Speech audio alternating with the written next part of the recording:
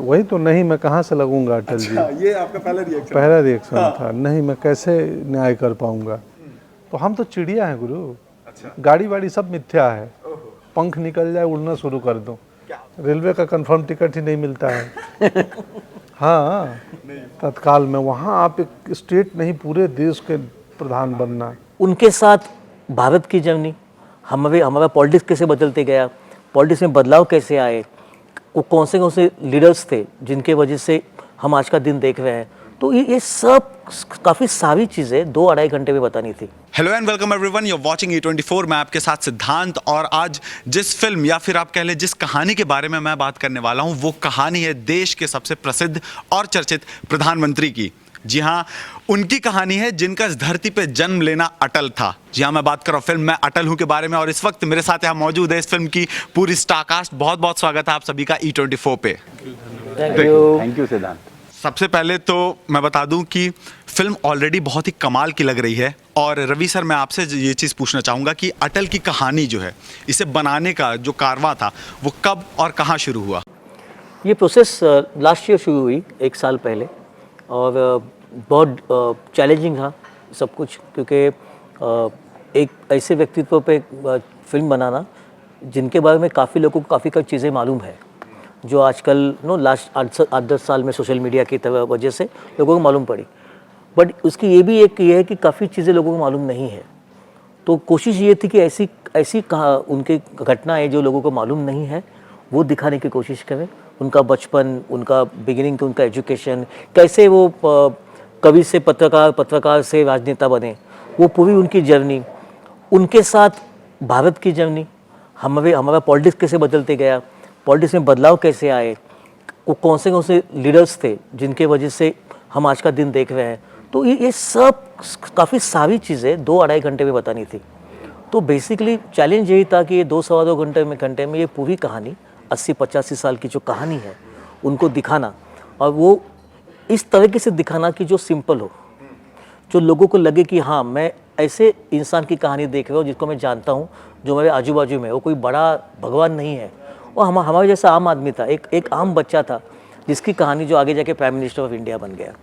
तो चैलेंज तो वही थे, और बहुत इंटरेस्टिंग जर्नी थी ये हमारे लिए भी, क्योंकि इस जर्नी के दौरान हम भी काफ़ी सारी चीज़ें नई तरीके से जानने लगे।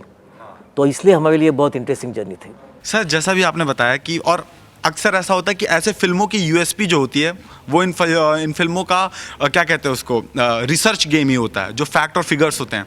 कुछ चीज़ें तो आज की डेट में सोशल मीडिया पे आ गई हैं, कुछ चीज़ें हैं जो किताबों में पड़ी हुई हैं। वहीं आपने कहा कि ऐसी भी कुछ चीज़ें थी जो अब तक दुनिया के सामने नहीं आई है, उनको खोज निकालना एक अपने आप में क्या टास्क था ये?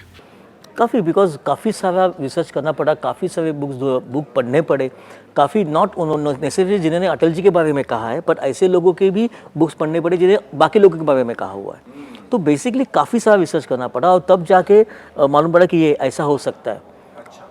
अभी उनके बचपन के बारे में काफ़ी कम जगह पे लिखा गया, तो उनके बचपन के वक्त आजू बाजू में क्या हो रहा था, उस वक्त बटेश्वर क्या था, कैसा था बटेश्वर, उस टाइप के लोग क्या पहनते थे, घर पे किस तरह की बिजली थी, घर को किस तरह कलर था, ऐसी छोटी छोटी बातों का भी ध्यान रखना पड़ता था। तभी जाके लोगों को लगेगा हाँ, एक कुछ सच्ची फिल्म हम लोग देख रहे हैं। तो वो छोटी बातों का भी काफ़ी ध्यान रखा गया है, क्योंकि इतने बड़ी व्यक्तित्व पे हम जब काम करते हैं तो हमको छोटी से छोटी बात का ध्यान रखना पड़ता है। बिल्कुल सही बात कही आपने सर। पंकज सर, अगला सवाल आपसे है कि आपने जब भी अपनी ज़िंदगी में आईना देखा, कभी ऐसा लगा कि मेरा चेहरा, जो मेरे प्रिय नेता हैं जिनको मैं बहुत फॉलो करता हूँ, एडमायर करता हूँ, उनसे मिलता है या उनकी तरह मैं दिख सकता हूँ? कभी नहीं। तो जब ये फिल्म आपको मिली तो आपका पहला रिएक्शन फिल्म के लिए कैसा रहा? नहीं, मैं कहाँ से लगूंगा। नहीं, फिल्म के लिए मैं वही तो, नहीं मैं कहाँ से लगूंगा अटल जी। ये आपका पहला रिएक्शन था। नहीं मैं कैसे न्याय कर पाऊंगा। मुझे तो मिमिक्री आती नहीं, इमिटेशन आता नहीं। मैं तो हर किरदार को कुछ इमेजिनेशन, और वो सारे फिक्शनल हैं जो मैं करता हूँ सिनेमा में रेगुलर, ये रियल है। तो फिर विनोद जी का भरोसा था, संदीप सिंह का भरोसा था, और रवि जी का भरोसा था, और हमारे 2 पत्रकार दोस्त, उन्होंने भी भरोसा जता दिया कि तुम ही बेस्ट ऑप्शन हो। मैं बोला यार 5-6 लोग कह रहे हैं और मुझे क्यों नहीं यकीन हो रहा है। मैं बोला कि अब मैं ना जनता के साथ हूँ मैं, वो होता है ना कौन बनेगा खेल में, मैं विथ, तो हमने छोड़ दिया ऑडियंस पोल। तो उन्होंने बोला ये जिनको प्रोड्यूस करना है, डायरेक्ट करना है, और 2 दर्शक भी मिल गए, तो सबको बोल रहे हैं तुम ही हो, तो चलो मैं ही हूँ, मैं जनता के साथ जाता हूँ। फिर हमने उनके भाव को पकड़ने का कोशिश किया है फिल्म में, मिमिक्री कम हो, इमिटेशन हो, मिमिक्री तो बिल्कुल ना हो, हल्का इमिटेशन हो फ्लेवर के लिए, बाकी उनके भाव, मनोदशा ये पकड़ लें, क्योंकि हम रिक्रिएट कर रहे हैं, वो तो कोई रियल है नहीं, सिनेमा है नहीं। अब वो देखो, अब लुक देखो उधर पोस्टर पे, तो उसमें आंखें बड़ी प्रोमिनेंट दिख रही है, कुछ सोच रहा है आदमी, कुछ चल रहा है आंखों में, थोड़ा चिंतित है, थोड़ा टूटा हुआ है क्या। तो ये सिनेमा का काम है कि किरदार के भीतर क्या चल रहा है ना, वो समाज दिखा दो, इसकी चेतना क्या है। अच्छा, जैसा भी मैंने कहा कि आपके प्रिय नेता थे, आपने उनके स्पीचेस भी अटेंड कर रखे हैं, और ज़िंदगी में एक ऐसा मोड़ आना जहाँ पे आपको उनका व्यक्तित्व, उनकी ज़िंदगी जीने का मौका मिल रहा है। कौन सी ऐसी चीज़ें थी कि चलो आप उनको पसंद तो करते थे, लेकिन कौन सी ऐसी चीज़ें थी जिसे जान के आपको भी शौक हुआ कि अच्छा ये सारी भी खूबियाँ उनके अंदर थी, या ये सब भी उनकी ज़िंदगी का एक बहुत अहम हिस्सा था? किसी भी व्यक्ति को जान के आपको शौक क्यों होना चाहिए? शौक होने की ज़रूरत नहीं है। जान के शौक नहीं हुआ, जान के हम भावपूर्ण हो गए कि वाह ये रहा जीवन, ये है क्या जीवन है। शौक नहीं हुआ तो हमारे लिए उनकी यात्रा, उनकी जर्नी, बटेश्वर का एक साधारण बच्चा देश का सबसे लोकप्रिय नेता और प्रधानमंत्री बन जाए। आपको मालूम है ना देश में प्रधानमंत्री बनना कितना असाधारण काम होगा, समझ रहे हो? समझ रहा हूँ मैं। तो रेलवे का कंफर्म टिकट ही नहीं मिलता है। हाँ, तत्काल में वहाँ आप एक स्टेट नहीं पूरे देश के प्रधान बनना, बाप रे बाप, बहुत बड़ी एकदम तनिक चुनौतीपूर्ण काम है। और उतना लोकप्रिय नेता बनना जिसको विरोधी भी सम्मान कर रहे हैं, वो अटल जी को करते थे सब सम्मान। तो इसीलिए लगा विनोद जी को कि यार ये व्यक्ति का कहानी आना चाहिए जीवन कि हम तो उनके स्पीचेज सुने हैं रैलियों में, हम कविताएं सुने हैं रील्स में, हम उनका जीवन कहाँ जानते हैं? जानते ही नहीं हैं। तो ये फिल्म अटल जी के जीवन से परिचय कराएगी। बिल्कुल बिल्कुल सही चीज़। विनोद सर, मैं आपसे जानना चाहूँगा, जैसा भी आपको मैंने कहते हुए सुना था कि ये फिल्म आप तक पहुँची है, कैसे पहुँची है? तो एक जर्नी होती है ना, जब आप डिसाइड करते हो कि आपको क्या फिल्में बनानी है, तो तब आप मिलते हो, दोस्तों को मिलते हो, अपरिचित लोगों से भी मिलते हो। संदीप मेरे पास में कुछ 4-5 पिक्चरें लेके आया था, तो उसमें से फिर हमने बोला यार ये सब छोड़, ये फिल्म मेरे को समझ में आती है। So you choose what you want to make. Because क्या होता है कि आपका जब पैसा लगा होता है तो आपको ये मालूम होना चाहिए कि पैसा और इज्जत दोनों वापस आनी चाहिए। बिल्कुल बिल्कुल सही। फिल्म इंडस्ट्री में ये होता है कि अगर आपकी फिल्म फ्लॉप है तो फिर आपका पैसा तो जाता है, ये आपकी वो भी जाती है कि भाई इसको इनको बिजनेस नहीं आता, या इनकी जिनकी जो सोच है फिल्म बनाने की, वो सोच पब्लिक को जो देखना है वो ये बना नहीं पा रहे हैं, या इनको नहीं आता है वो। तो ये बहुत इम्पोर्टेंट डिसीजंस होते हैं एक स्टूडियो के लिए कि आप जब गो एड करते हो एक फिल्म का, वो ये होना चाहिए। और हम तो ये सोच रहे थे कि 100 साल में किसी ने बनाई नहीं क्यों भाई पिक्चर, इट्स 100th ईयर। इतने बड़े लीडर जिन्होंने पूरा अपना जीवन त्याग दिया या जीवन समर्पित किया देश के लिए और हमारी और हमारे बच्चों की उन्नति के लिए, तो this is just way to say thank you. नहीं, बहुत ही खूबसूरत आपने बात कही कि it is our way to say thank you to him, कि जिन्होंने देश को इतना आगे, इतनी तरक्की और एक महान देश बनने की एक राह पे चलाया। संदीप सर, मैं आपके पास आता हूँ, मैं आपसे जानना चाहता हूँ कि आप एक बहुत ही कमाल के डायरेक्टर भी हैं, तो क्या इस फिल्म को, आप इस बार एज ए प्रोड्यूसर दिखाई दे रहे हैं, क्या इस फिल्म को डायरेक्ट करते टाइम आपको कॉल होता था कि अच्छा इस सीन को ऐसे नहीं ऐसे भी दिखा सकते हैं? कभी ज़िंदगी में नहीं। बिल्कुल नहीं, कभी नहीं। हर इंसान को अपनी रिस्पॉन्सिबिलिटी निभाने का हाँ, और न राइटिंग में और नहीं तो रवि सर जैसे उम्दा डायरेक्टर को आपको सिलेक्ट करने की ज़रूरत ही नहीं थी, और उन्होंने he is a national award winning director and नहीं, सजेशन सी, जैसे रवि सर ने एक इंटरव्यू में भी कहा कि इट्स अ फिल्म एक सजेशन से और एक साथ ही बनता है, और डायरेक्टर का काम है कि सबको साथ में लेके सबको संभालते हुए चले और सब कुछ सही तरीके से दिखाए। तो आई थिंक जिस दिन रवि सर ने डिसाइड किया उस दिन से उन्होंने सारे काम जो अपने थे वो बंद कर दिए बाहर के।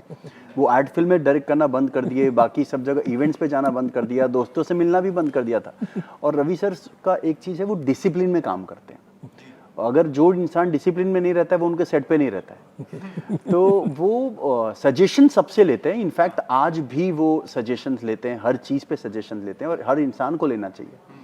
और तो ऐसा कुछ नहीं है, कभी इंटरफेयर किया ही नहीं और ना करूँगा एज अ प्रोड्यूसर, उसकी ज़रूरत ही नहीं है, क्योंकि आप बहुत बड़े और अच्छे और गुणी कलाकारों को ही सिलेक्ट करते हो एज अ प्रोड्यूसर। अब प्रोड्यूसर का काम ही है कि सबको साथ लाना, गुणी लोगों को साथ लाना, समझदार लोगों को लाना और उन लोगों को अपनी रिस्पॉन्सिबिलिटी समझा के बता के सौंप देना उनको। तो एक तरह से प्रोड्यूसर जो होता है वो एक बाप होता है जो कन्यादान कर देता है अपनी फिल्म का। और कन्या भी उसकी अपनी नहीं होती है उसकी भी कास्टिंग करता है वो। पंकज सर, मैं आपसे जानना चाहता हूँ एक चीज़, जो आपकी जर्नी रही है, मैं फिल्मों की अगर मैं बात करूँ, जो आपकी फिल्मों की जर्नी रही है वो कहाँ से शुरू हुई और आज आप कहाँ तक हैं, मैं आपकी लाइफ को लेकर जानना चाहता हूँ कि ये जो स्कूटर से लग्जरी कार तक का सफ़र रहा है आपका, कैसे देखते हो? कभी मतलब रात में बैठते हो, कभी तो ख्याल आता होगा ना कि कहाँ से शुरू किया था, आज ज़िंदगी आज यहाँ तक ले आई? यार गुरु, तो आप लोग सवाल पूछते हो तो लगता है कि ये सब सोचना चाहिए, ये बहुत इंपॉर्टेंट हिस्सा है। हम तो ऑर्गेनिक राह में हैं।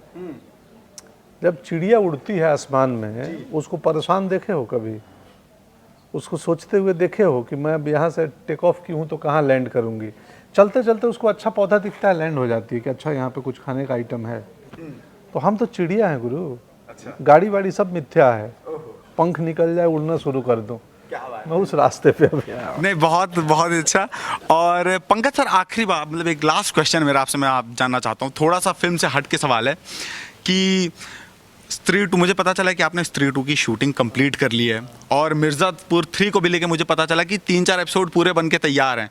2024 में दीदार हो जाएगा कि नहीं? ये तो अब प्राइम वीडियो बोलेगा ना। हाँ, मैं ना उनका एम्प्लॉय हूँ, ना स्पोक पर्सन हूँ, ना मुझे पता है। तो मैं हवा में तीर कैसे चला दूँ? बिल्कुल, हमने डबिंग कर ली है तो अब आ ही जाना चाहिए।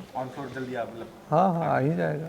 चलिए, जाते जाते मैं चाहता हूँ आप चारों से कि आप अपनी ऑडियंस को एक एक चीज़, ऐसे एक क्वालिटी बताइए कि वो ये फिल्म ज़रूर देखे। हालांकि ये फिल्म ज़रूर देखनी चाहिए, हम सभी को ज़रूर देखनी चाहिए, लेकिन मैं चाहता हूँ आप अपने शब्दों में ऑडियंस को एक मैसेज दें। 19 जनवरी को अपने नज़दीकी सिनेमाघरों में मैं अटल हूँ देखिए, जो आदरणीय अटल जी की जीवन पर आधारित फिल्म है। हम बतौर नेता उन्हें जानते हैं पर उनकी जीवन यात्रा को नहीं जानते हैं। ये फिल्म इंस्पायर करेगी, प्रेरणा देगी, देशभक्ति का भाव भरेगी, देश के ग्रोथ को दिखाएगी, नेता कैसा होना चाहिए ये दिखाएगी।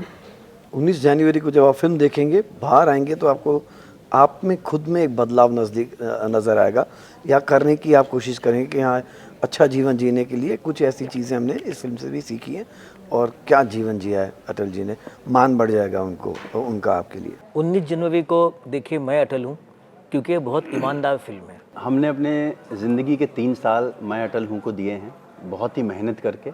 आप 2 घंटा मेहनत करके बस ये फिल्म सिनेमाघर में देखिए 19 जनवरी को, यही आप सबसे विनती है।